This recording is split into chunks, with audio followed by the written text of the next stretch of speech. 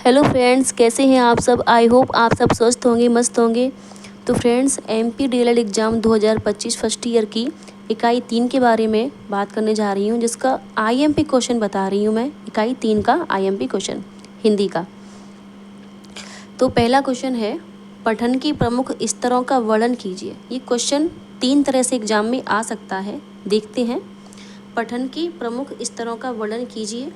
फिर है, बच्चों को किन स्तरों के उदाहरणों द्वारा शिक्षण दिया जा सकता है।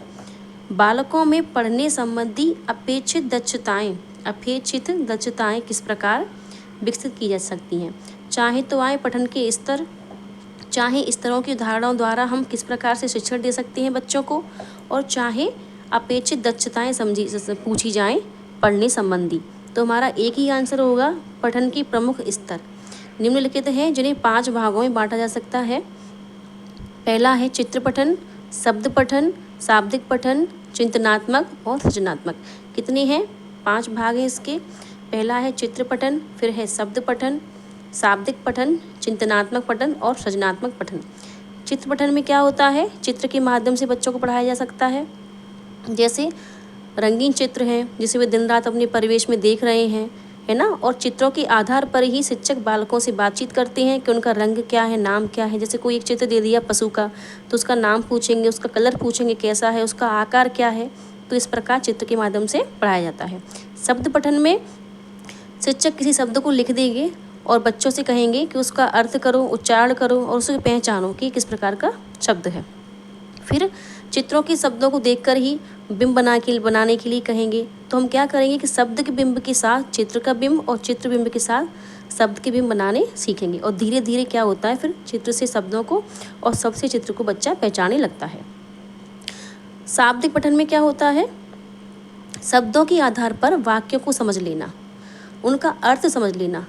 और शाब्दिक पठन मन में होता है, मतलब मौन पठन कहते हैं इसे। जैसे किसी बस के पीछे लिखा रहता है कि धूम्रपान निषेध है, या फिर चलती बस में हाथ और सिर बाहर ना निकाले। तो हम क्या करते हैं, उसको मन में पढ़ लेते हैं। वो मौन पठन होता है और उसी के अनुरूप हम कार्य करते हैं। चौथा है चिंतनात्मक पठन। इसमें चिंतन होता है, मतलब स्वयं चिंतन, किसी कविता का या किसी गद्यांश का स्वयं चिंतन कर उसके भाव को ग्रहण करना या फिर उसके सारे सार को समझ लेना चिंतनात्मक पठन है। सृजनात्मक पठन, सृजनात्मकता का अर्थ होता है रचना करना, मतलब अनुभवों के आधार पर नवीन कल्पनाएं करना, नई नई कहानियाँ लिखना, कविताएं लिखना। ये सृजनात्मक पठन का अंतर्गत आता है। तो इस प्रकार पठन के 5 स्तर यहाँ कंप्लीट होते हैं। चित्र पठन, शब्द पठन, शाब्दिक पठन, चिंतनात्मक और सृजनात्मक पठन।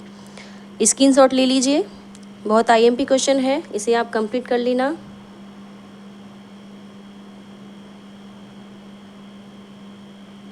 Take care, bye bye. मिलते हैं अगली वीडियो में। धन्यवाद।